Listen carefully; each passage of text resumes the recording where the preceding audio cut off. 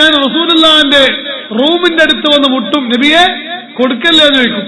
അപ്പൊ റസൂലുള്ളാഹിന്റെ പുഞ്ചിരിക്കുന്ന മുഖം എനിക്ക് കാണാം. ഇനി ആ മുഖം ദുനിയാവിൽ എനിക്ക് കാണാൻ കഴിയില്ലല്ലോ. അതുകൊണ്ട് മദീനത്തെ പള്ളിയിൽ ഇനി ഞാൻ ബാങ്ക് കൊടുക്കുന്നില്ല. ബിലാൽ റളിയല്ലാഹു അൻഹു സുബ്ഹാനല്ലാഹ് മദീനയോട് സലാം പറഞ്ഞു ഷാമിലേക്ക് പോയി. അല്ലാഹുവിന്റെ റസൂൽ സ്വപ്നത്തിൽ വന്നുകൊണ്ട് പറയുന്നു, ബിലാലേ മാ ഹാദിഹിൽ ജഫ്വതു യാ ബിലാൽ അമാ ആന ലക അൻ തസൂറനി യാ ബിലാൽ. ഏ ബിലാലെ, എന്താണൊരു പണക്ക്? എന്നോട് സിയാറത്ത് ചെയ്യാൻ വേണ്ടി എന്റെ അടുക്കൽ വരുന്നില്ലേ? ബഹുമാനപ്പെട്ട ബിലാൽ റളിയല്ലാഹു അൻഹു അവിടുന്ന് പോന്ന് കരഞ്ഞുകൊണ്ട് സുബ്ഹാനല്ലാഹ് മുത്തു റസൂലിന്റെ റൗളാ ശരീഫിൽ മുഖം അമർത്തി വെച്ചുകൊണ്ട് കരഞ്ഞ് കരഞ്ഞ് സിയാറത്ത് ചെയ്യുന്നു. സിയാറത്തൊക്കെ കഴിഞ്ഞപ്പോ സിദ്ദീഖ് തങ്ങളും ഉമർ തങ്ങളും വളഞ്ഞു വെച്ച്, ബിലാലെ പോവല്ല, നിങ്ങളൊരു ബാങ്ക് കൊടുക്കണം. മഹാനവറുകൾ പറഞ്ഞു, ബാങ്ക് ഞാൻ കൊടുക്കൂല, എനിക്ക് കൊടുക്കാൻ കഴിയില്ല. കുറച്ച് കഴിഞ്ഞപ്പോൾ സുബ്ഹാനല്ലാഹ് റസൂലുള്ളാഹിന്റെ പേരക്കുട്ടികൾ വരുന്നു, ഹസൻ ഹുസൈൻ റളിയല്ലാഹു അൻഹുമാ. പുന്നാരനബിക്ക് ഏറ്റവും ഇഷ്ടപ്പെട്ട അഹ്ലു ബൈത്തിന്റെ നേതാക്കളാണ് ഫാത്തിമയുടെ 2 മക്കള് ഹസൻ ഹുസൈൻ റളിയല്ലാഹു അൻഹുമാ. പ്രിയപ്പെട്ട വിശ്വാസികളെ, 8 വയസ്സും 9 വയസ്സും പ്രായമാണ്. ഈ 2 കുട്ടികൾ വന്നിട്ട് പറയുന്നു, ബിലാലെ, ഞങ്ങളെ വല്യപ്പുള്ള കാലഘട്ടത്തിൽ ഉപ്പാപ്പയുണ്ടാകുമ്പോ നിങ്ങൾ ബാങ്ക് കൊടുത്തിരുന്നു. ആ ബാങ്ക് കേൾക്കാൻ ഞങ്ങൾക്ക് മോഹമുണ്ട്, പൂതിയുണ്ട്. ഒരു ബാങ്ക് കൊടുക്കാതെ ഇവിടുന്ന് പോവാൻ വയ്യ. അഹ്ലു ബൈത്തിൽപ്പെട്ട റസൂലുള്ളാഹിന്റെ പേരക്കുട്ടികളുടെ അപേക്ഷ നിരസിക്കാൻ കഴിഞ്ഞില്ല. ബിലാൽ റളിയല്ലാഹു അൻഹു ബാങ്ക് കൊടുക്കുന്ന പീഠത്തിലേക്ക് കയറുകയാണ്. സുബ്ഹാനല്ലാഹ്, അല്ലാഹു അക്ബർ, അല്ലാഹു അക്ബർ. ബിലാൽ ഇബ്നു റബാഹ് റളിയല്ലാഹു അൻഹു ബാങ്ക് വിളി തുടങ്ങി. അല്ലാഹു അക്ബർ എന്ന് പറയുന്ന വാക്ക് കേട്ടപ്പോ ഇർതജ്ജത്തുൽ മദീന, മദീന പട്ടണം കിടിലം കൊണ്ടുപോയി. അശ്ഹദു അല്ലാ ഇലാഹ ഇല്ലല്ലാഹ് ഈ വാക്കങ്ങോട്ട് പറഞ്ഞപ്പോ വീടുകളിൽ നിന്ന് പെണ്ണുങ്ങളും കുട്ടികളും പുറത്തേക്ക് വരാൻ തുടങ്ങി.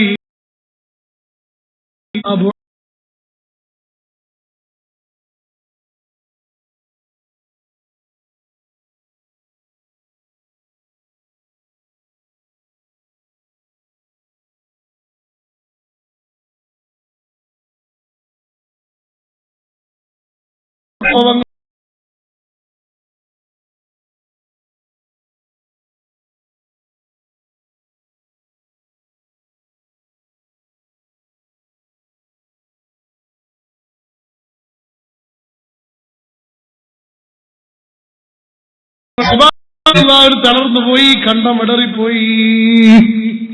ചരിത്ര പ്രസിദ്ധമായ ബിലാലിന്റെ ബാങ്കാണ്. നബിതങ്ങളാണ് എപ്പോഴും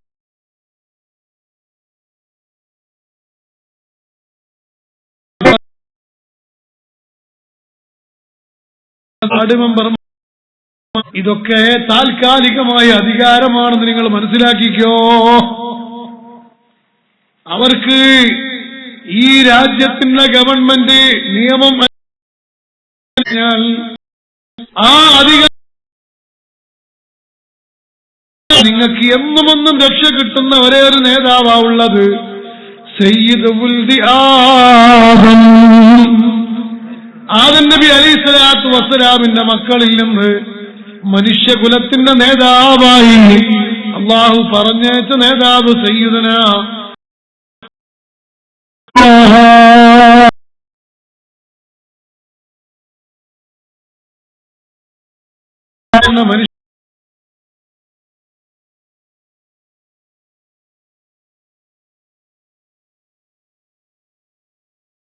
നിങ്ങളുടെയും ഒക്കെ ചരിത്രം ആരംഭിക്കുന്നത് എപ്പോഴാണ്? നമ്മൾ ഈ ഭൂമിയിൽ പ്രസവിക്കപ്പെട്ടത് മുതലാണ്. അല്ലാഹുവിന്റെ റസൂൽ ഒരു സാധാരണ മനുഷ്യനല്ല. അതുകൊണ്ട് തന്നെ റസൂൽ ജനിക്കുന്നതിന് മുമ്പ് തന്നെ ഈ പ്രപഞ്ചോൽപത്തിയുടെ ആദ്യഘട്ടം മുതൽക്ക് തന്നെ അല്ലാഹുവിന്റെ ഹബീബ് കാലത്തോടൊപ്പം ചരിത്രത്തോടൊപ്പം ഈ പ്രപഞ്ചത്തിൽ റസൂലുള്ളാഹിന്റെ പോരിശകളും പേരുകളും അവിടുത്തെ കീർത്തനങ്ങളും എന്നല്ല, അവിടുത്തെ നൂറിനെ അല്ലാഹു കൊണ്ടുവരികയാണ്. എല്ലാ അമ്പിയാക്കന്മാരോടും അല്ലാഹു ഉടമ്പടി ചെയ്തിട്ടുണ്ട്. ആഖിറുസ്സമാനിൽ വരാൻ പോകുന്ന മുഹമ്മദ് നബി വന്നു കഴിഞ്ഞാൽ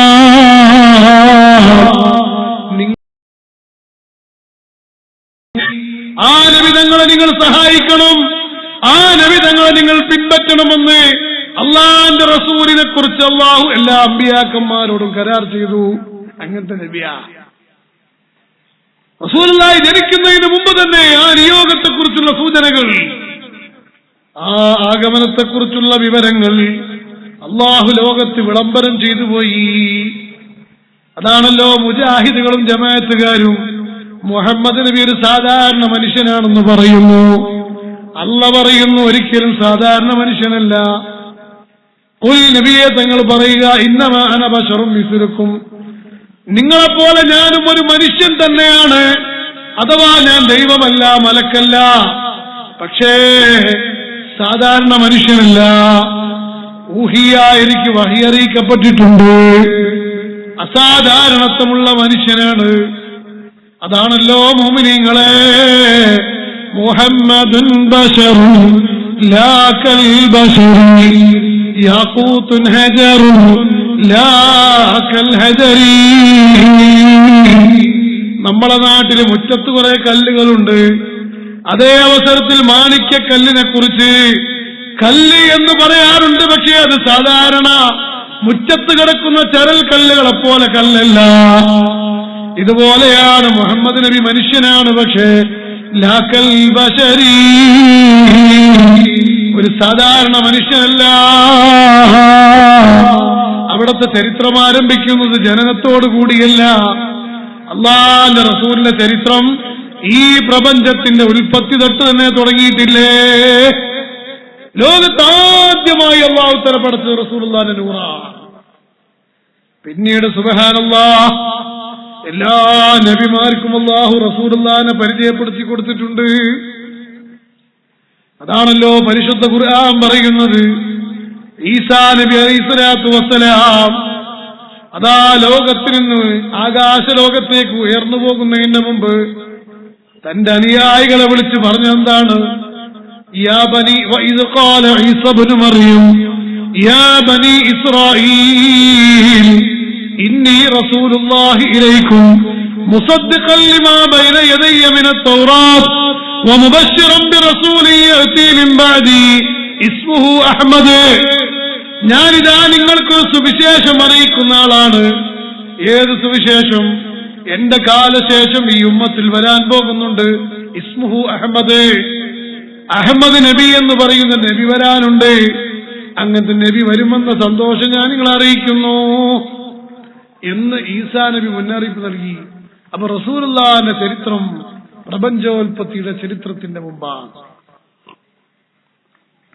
ഇനി നിങ്ങൾ നോക്ക് സഹോദരന്മാരെ, ആ അല്ലാഹുവിന്റെ റസൂൽ ജനിക്കുന്നത് ഒരു സാധാരണ ജനനമല്ല. ബീവി ആമിന പറയുന്നു, എന്റെ പൊന്നുമോനെ ഗർഭം ധരിച്ച അന്നു മുതൽ എന്റെ ശരീരത്തിനൊരു ക്ഷീണവും ഇല്ല. കഴിഞ്ഞില്ല മക്കളെ, ആമിന ബീവിന്റെ വയറ്റിലേക്ക് റസൂലുള്ളാഹിന്റെ നുത്ഫത്ത് വന്നതോടുകൂടി ആ മക്ക പട്ടണം വിഭവസമൃദ്ധമായി മാറിക്കഴിഞ്ഞു പോക്കണം. അല്ലാഹുവിന്റെ റസൂല് ജനിക്കുന്ന കാലഘട്ടത്തിൽ ഭയങ്കര വരൾച്ചുള്ള കാലമായിരുന്നു. കോളറ രോഗം വ്യാപിക്കുന്ന കാലം, കുടിക്കാൻ വെള്ളമില്ലാത്ത കാലം, കൃഷികളൊക്കെ നാശം സംഭവിക്കുന്ന കാലം. എന്നാ ചരിത്രം പറയുന്നു, ബീവി ആമിനയുടെ ഗർഭാശയത്തിലേക്ക് ഈ പൊന്നുമോൻ ഗർഭസ്ഥ ശിശുവായി വന്നതോടുകൂടി ആ നാട് മുഴുവനും ബറക്കത്തിലായി പോയി. ഒരു സാധാരണ കുഞ്ഞല്ല മക്കളെ. സുബ്ഹാനല്ലാഹ്, മദീനത്ത് മക്കത്ത് മഴ കിട്ടിപ്പോയി, കൃഷികളെല്ലാം വളരാൻ തുടങ്ങി, രോഗങ്ങൾ അതാ ശിഫയാവാൻ തുടങ്ങി, സമൃദ്ധിയാണ് മക്കയിൽ. ബീവി ആമിന പറയുന്നു, വിശുദ്ധ റബീഉൽ അവ്വൽ 12-ാം പൊൻപ്രഭാതത്തിൽ പ്രസവത്തോടടുത്ത സമയമാകുമ്പോഴേക്ക് സുബ്ഹാനല്ലാഹ് എന്റെ വയറ്റിൽ നിന്നതാ ഒരു പ്രകാശം മേലോട്ട് പൊന്തുന്നു. സുബ്ഹാനല്ലാഹ്, ബുസ്റായിലെ കൊട്ടാരങ്ങളെ ഞാൻ കാണുന്നു. പേർഷ്യൻ രാജാവിന്റെ കൊട്ടാരമാണ്. ആ കൊട്ടാരം ആ പ്രകാശത്തിൽ ഞാൻ കണ്ടുപോയി. ലോകം മുഴുവനും അതാ പ്രകാശിക്കുകയാണ്. കഴിഞ്ഞില്ല മക്കളെ, അല്ലാഹുവിന്റെ ഹബീബ് ലോകത്ത് ജനിക്കുന്ന സമയത്ത് ലോകത്തുള്ള എല്ലാ വിഗ്രഹങ്ങളും തലകുത്തി വീണുപോയി. ബഹുമാനപ്പെട്ട വറഖത്ത് ഇബ്നു നൗഫൽ ഉൾപ്പെടെയുള്ള അക്കാലഘട്ടത്തിലെ ഖുറൈശിയാക്കളുടെ പ്രമുഖരായ ആളുകൾ പറയുന്നു, ഞങ്ങളുടെ നാട്ടിൽ അന്ന് വലിയ ഉത്സവം നടക്കുകയാണ്. ആ ഉത്സവ സമയത്ത് അവിടെയുള്ള അമ്പലത്തിലെ ഏറ്റവും വലിയൊരു വിഗ്രഹം, ആ വിഗ്രഹത്തിന്റെ സമീപത്ത് ഞങ്ങൾ പോയി നോക്കിയപ്പോ സുബ്ഹാനല്ലാഹ്, ആ വിഗ്രഹം തലകുത്തി വീണിരിക്കുന്നു. ഞങ്ങളാകമാനം വിഷമിച്ചു. ഈ ബിംബത്തെ എടുത്തുകൊണ്ട് ഞങ്ങൾ പ്രതിഷ്ഠിച്ചു. സുബ്ഹാനല്ലാഹ്, പ്രതിഷ്ഠിച്ച് കഴിഞ്ഞപ്പോഴേക്ക് വീണ്ടും വീടുന്നു. പലതവണ ഞങ്ങൾ പരീക്ഷിച്ചു നോക്കി, നിൽക്കുന്നില്ല. ഞങ്ങൾക്ക് മനസ്സിലായി ലോകത്തെന്തോ ഒരു അബദ്ധം, ഒരു അപകടം, ലോകത്തെന്തോ ഒരു മാറ്റം വന്നിട്ടുണ്ട്. അന്വേഷിച്ചു നോക്കിയപ്പോഴാണ് അറിയുന്നത്, ഇന്നത്തെ രാത്രിയിൽ, ഇന്നത്തെ പ്രഭാതത്തിൽ മക്കയിൽ അബ്ദുൽ മുത്തലിബിന്റെ മകനായ അബ്ദുല്ലാഹ്ക്ക് ഒരു മോനെ ജനിച്ചിട്ടുണ്ട്. അത്ഭുതങ്ങൾ നിറഞ്ഞ പ്രസവമാണ്. സുബ്ഹാനല്ലാഹ്, സാവാ തടാകം പറ്റിപ്പോയി. പെർഷ്യക്കാരുടെ തടാകമാണ്. 10 മൈൽ നീളമുള്ള 6 മൈൽ വീതിയുള്ള തടാകമാണ്. ലോകത്തൊരു കാലത്തും അത് പറ്റിയിട്ടില്ല. 1000 കൊല്ലമായി കത്തിക്കൊണ്ടിരിക്കുന്ന തീയാണ് പേർഷ്യക്കാരുടെ തീക്കുണ്ടം, നാറു ഫാരിസ്. അതണഞ്ഞുപോയില്ലേ? എന്തെല്ലാം അത്ഭുതങ്ങളാണ്. സുബ്ഹാനല്ലാഹ്, അല്ലാഹുവിന്റെ റസൂൽ ലോകത്ത് ജനിച്ച സമയത്ത് ഇബ്ലീസ് അട്ടഹാസിച്ച് പൊട്ടിക്കരഞ്ഞു. ഇബ്ലീസ് 4 പ്രാവശ്യമാണ് ലോകത്ത് പൊട്ടിക്കരഞ്ഞെന്ന. ഒന്ന്, ഇബ്ലീസിന് അല്ലാഹു തആല ലഅനത്ത് ചെയ്ത സമയത്ത്. മറ്റൊന്ന്, ഇബ്ലീസിന് അല്ലാഹു സ്വർഗത്തിൽ നിന്ന് ഭൂമിയിലേക്ക് പുറത്താക്കിയ സമയത്ത് ഇബ്ലീസ് അട്ടഹാസിച്ച് പൊട്ടിക്കരഞ്ഞു. മൂന്നാമത്തത് സുബ്ഹാനല്ലാഹ്, ഇബ്ലീസ് ലോകത്തെ ഏറ്റവും കരഞ്ഞത് അല്ലാഹുവിന്റെ ഹബീബ് ലോകത്ത് ജനിച്ച സമയമാണ്. ഇനി 4ാമത് ഇബ്ലീസ് കരഞ്ഞ ഒരു സ്ഥലം കൂടിയുണ്ട്. അത് പറഞ്ഞാൽ നിങ്ങൾക്ക് മനസ്സിലാവും ശരിക്കുള്ള ഇബ്ലീസ് ഏതാണ്. ഇതൊക്കെ കിതാബിലുള്ളതാ. 4ാമത് ഇബ്ലീസ് കരഞ്ഞ സൂറത്തുൽ ഫാത്തിഹ ഇറങ്ങിയപ്പോഴാണെന്നാണ്. ഞാൻ അങ്ങനെ ചിന്തിച്ച്, സുബ്ഹാനല്ലാഹ്, എന്തൊരു അർത്ഥവത്തായ ആശയാണിത്. നമ്മളെ നാട്ടിലൊക്കെ ഉണ്ട്, ചില സ്ഥലത്ത് കണ്ട് പോയിട്ട് അൽ ഫാത്തിഹ എന്ന് വിളിച്ചാൽ അപ്പുറത്തുനിന്ന് ഒരു ചങ്ങായി എണീക്കും, ഇവിടുന്ന് വേറെ ചങ്ങായി, ഇവിടുന്ന് വേറെ 4 ആൾക്കാർ 4 ഭാഗത്തുനിന്ന്. ഫാത്തിഹ സൂറത്ത് ഇറങ്ങിയപ്പോഴാണ് ഇബ്ലീസ് ഏറ്റവും അട്ടാസിറ്റ് പൊട്ടിക്കറിഞ്ഞ് ഓടിപ്പോയതെന്നാണ്. അത് ഇപ്പോഴും നമ്മൾ കാണുകയാണ്. ആ ഇബ്ലീസിന്റെ മക്കള് അവര് പുറപ്പെടുവിക്കാനുള്ള ഏറ്റവും നല്ല മാർഗമാണ് ഫാത്തിഹ, അല്ലേ? സൂറത്തുൽ ഫാത്തിഹ ഇറങ്ങിയപ്പോൾ ഇബ്ലീസ് കരഞ്ഞുപോയി എന്നാണ്. അത്ര വലിയ ബർക്കത്തുള്ള സൂറത്താണ് ഫാത്തിഹ സൂറത്ത്. ഫാത്തിഹ ഓതി മന്ത്രിച്ചു കൊടുത്താൽ എല്ലാ രോഗവും മാറുന്ന. ഫാത്തിഹത്തുൽ കിതാബ് ശിഫാഉൻ മിൻ കുല്ലി ദാ, എല്ലാ രോഗത്തിനും ഫാത്തിഹ മദീനാണ്. അത്ര വലിയ ബർക്കത്ത് ഫാത്തിഹയിലുണ്ട്. ഞാനത്